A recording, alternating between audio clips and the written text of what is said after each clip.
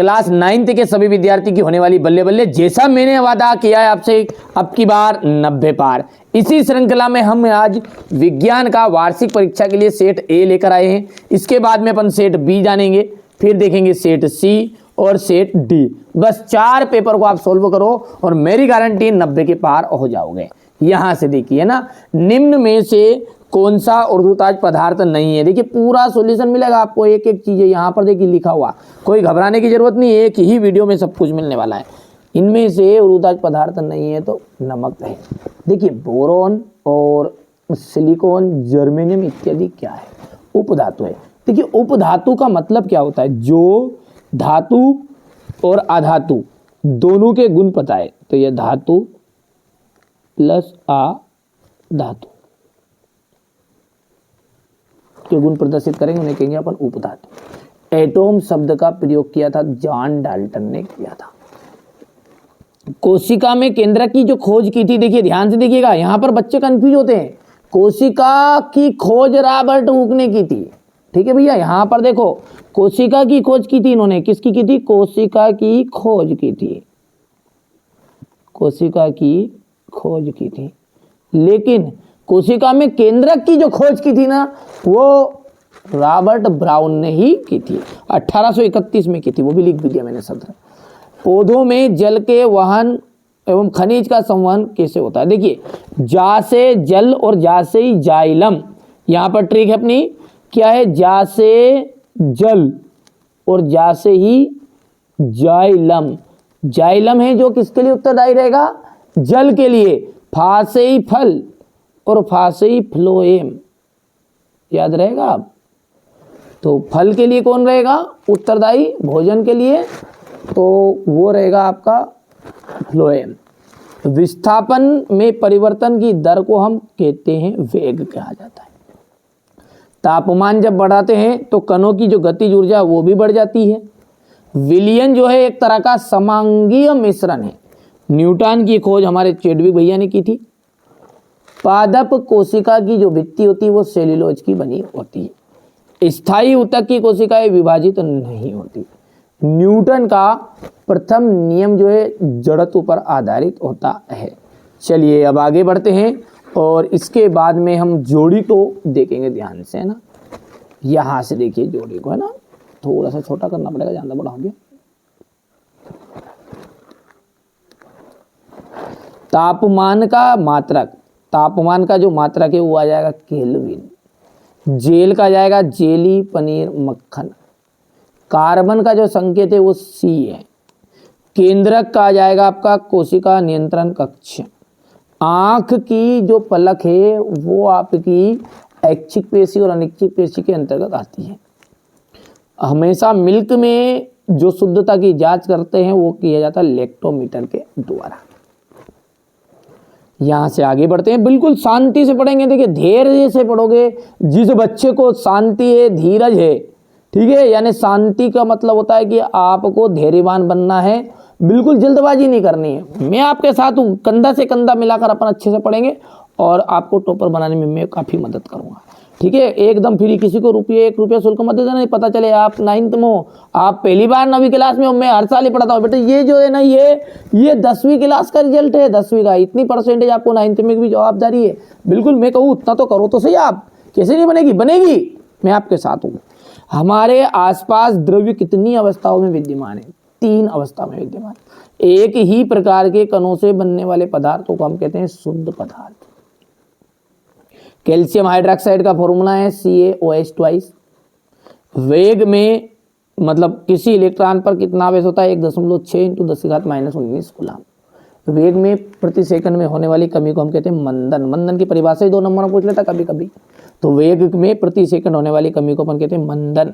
2 या 2 से अधिक फसलों को निश्चित कतार में पैटर्न में उगाने को क्या कहता है, अंतरा फसलीकरण कहते हैं।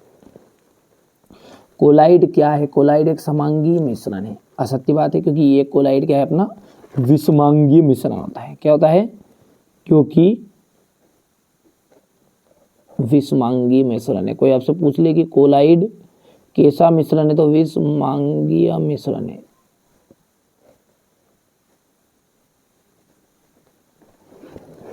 किसी वस्तु का द्रव्यमान उसके जड़त्व की माप है, बिल्कुल राइट बात है। अल्फा कणों का द्रव्यमान 24 होता है, नहीं 4u होता है। बल एक अदिश राशि है, ये भी गलत बात है क्योंकि वो कैसी राशि है, सदिश राशि। इसका विपरीत कर लो है ना, अदिश नहीं तो फिर सदिश है।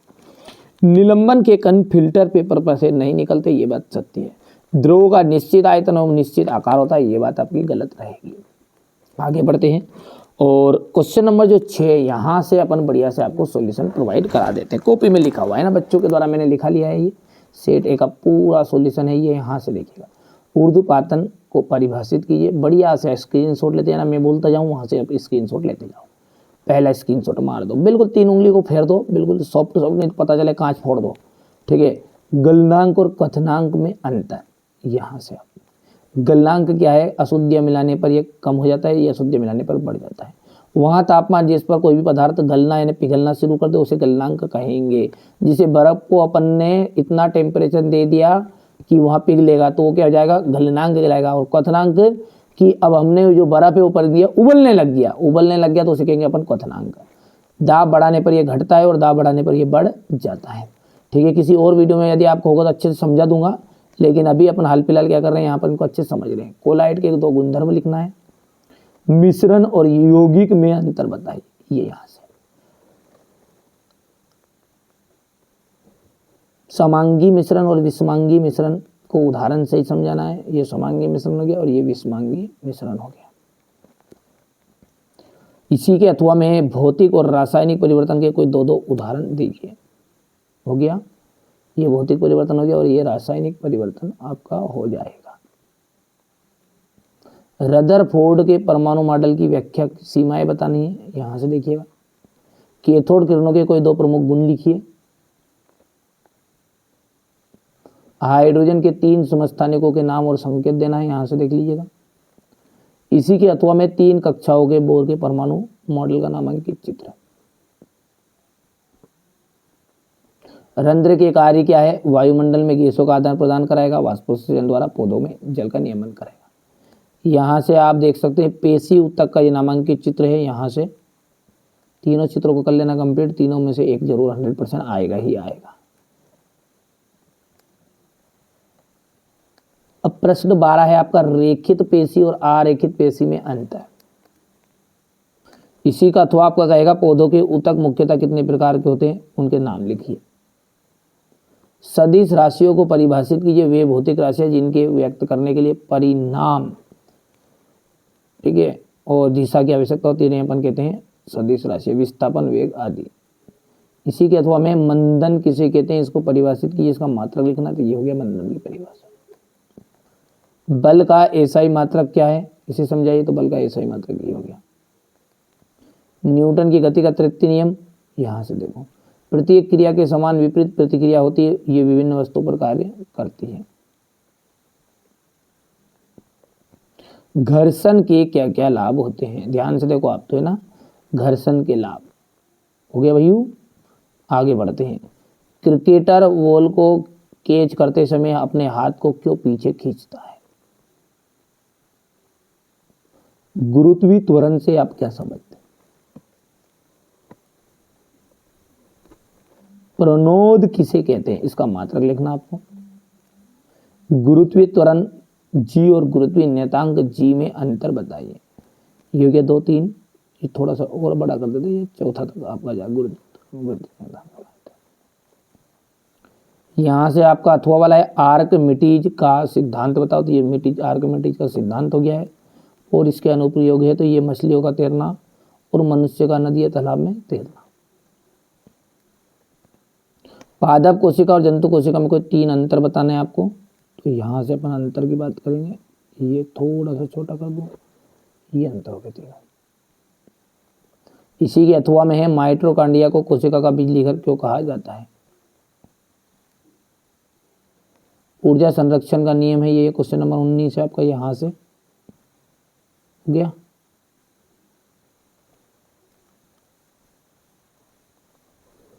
क्वेश्चन 20 को यहाँ से ध्यान से देख सकते हैं आप।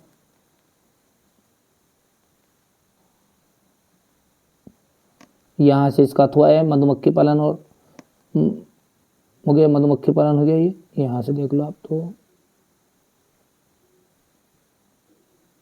इसको छोड़ो, ऊपर को नीचे से यहाँ देखना, ये मधुमक्खी पालन हो गया और ये मुर्गी पालन हो गया, फसल पैटर्न हो गया।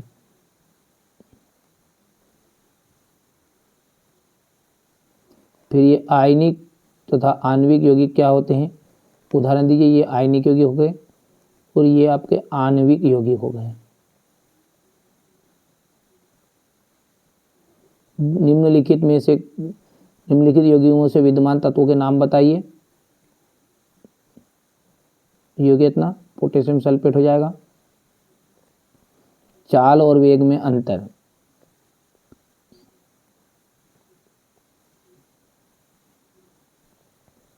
दूरी और विस्थापन में अंतर हो जाएगा आपका।